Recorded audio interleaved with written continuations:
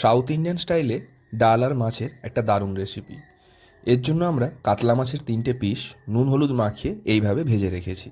তার সাথে আমরা মুগ ডালটাকে নুন দিয়ে সিদ্ধ করে নিয়েছি, সঙ্গে নিয়েছি পেঁয়াজ কুচি, আদা রসুন আমরা একটু থেঁতো করে নিয়েছি।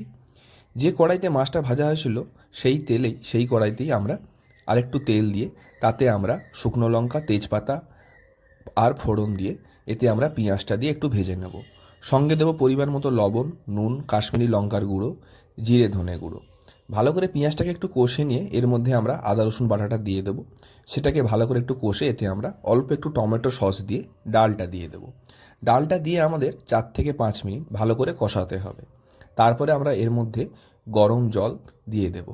জলটা যখন ফুটে আসবে এর মধ্যে আমরা মাছগুলো দিয়ে দেব। মাছগুলো রান্না হচ্ছে।